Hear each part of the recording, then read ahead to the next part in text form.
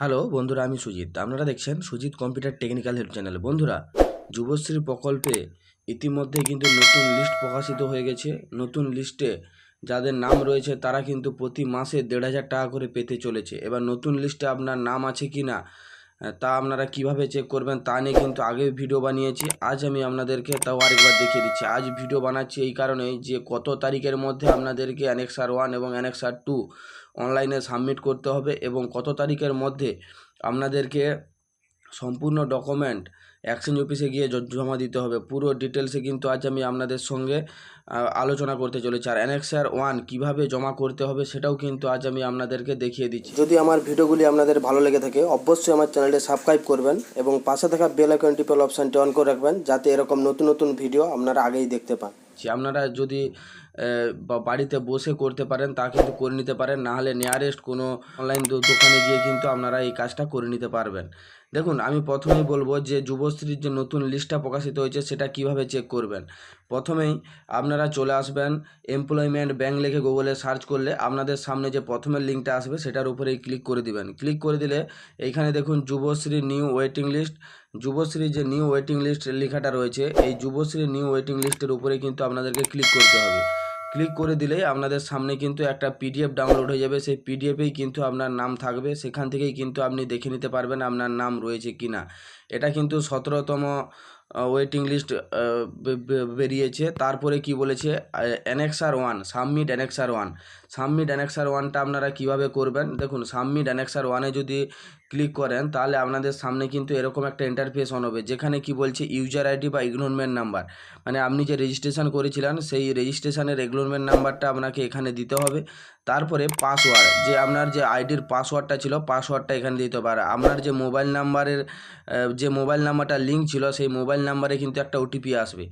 তারপরে এখানে ক্যাপচারটা দিয়ে সাবমিটে ক্লিক করবেন। ক্লিক করে দিলে আপনার সামনে কিন্তু একটা ব্যাংকের ডিটেলস চাইবে, সেটা কিন্তু আপনাকে ফিল আপ করে দিতে হবে পরকে পর। তারপরে আপনার এখানে পুরো ডিটেলসে কিন্তু হয়ে যাবে অ্যানেক্সার 1টা। অ্যানেক্সার 1 হয়ে যাওয়ার পর দেখুন এখানে মূল্যবান ডেটগুলোও কিন্তু আমি আপনাদের সঙ্গে শেয়ার করে দিচ্ছি। দেখুন অ্যানেক্সার 1 এখানে কিন্তু আপনাদেরকে অনলাইনেই সাবমিট করতে হবে, কারণ এটা অফলাইনের ব্যাপার নয়।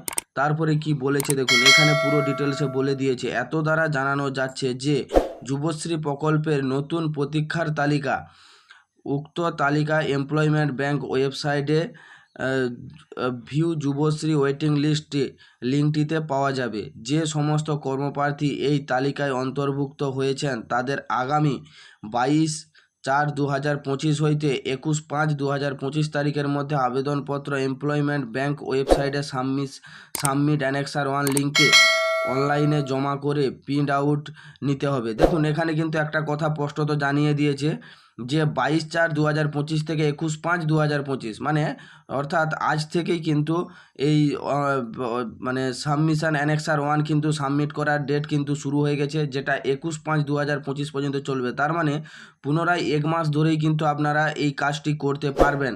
তারপরে কি বলেছে, উক্ত অ্যানেক্সার 1 প্রিন্ট আউট এবং অ্যানেক্সার 2 এবং ব্যাংকের পাসবইয়ের ও অন্যান্য প্রয়োজনীয় নথিপত্র যেমন Aadhaar card, voter card, ration card সহ আগামী 2/6/2025 থেকে 11/6/2025 তারিখে সংশ্লিষ্ট এমপ্লয়মেন্ট এক্সচেঞ্জ অফিসে ভ্যালিডেশনের জন্য জমা করতে হবে। দেখুন মোটামুটি প্রথম 1 মাস আপনাদেরকে অনলাইনে অ্যাপ্লিকেশান মানে অ্যানেক্সার 1 জমা দেওয়ার জন্য সুযোগ দেবে। তারপরে 10 দিন 9 থেকে 10 দিন কিন্তু আপনাদের যে ডকুমেন্টগুলো ছিল, প্রয়োজনীয় নথিপত্রগুলো, সেটা কিন্তু জমা দেওয়ার জন্য কিন্তু অফিসে মানে এক্সচেঞ্জ অফিসে জমা দেওয়ার জন্য কিন্তু সময় দিয়েছে। তারপরে কি বলেছে, আবেদনপত্রে অ্যানেক্সার 2 ফর্মটি এমপ্লয়মেন্ট ব্যাংক ওয়েবসাইটে যুবশ্রী সাব মেনুতে পাওয়া যাবে। যুবশ্রী প্রকল্পের সমস্ত শর্তাপূরণ করলে তবেই আবেদনকারী এই প্রকল্পের সুবিধা পাবেন। দেখুন আরেকটা পদ্ধতি কিন্তু আমি বলে দিচ্ছি, এইখানে কিন্তু পুরো ডিটেলসে বলে দিয়েছে Yuvashree waiting list annexure 2।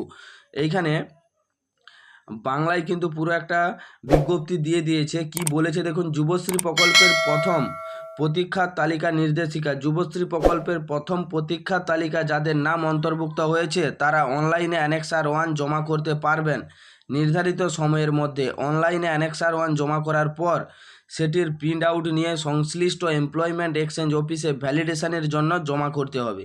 Annexure 1-এর print আউটের সঙ্গে অ্যানেক্সার 2ও জমা করতে হবে।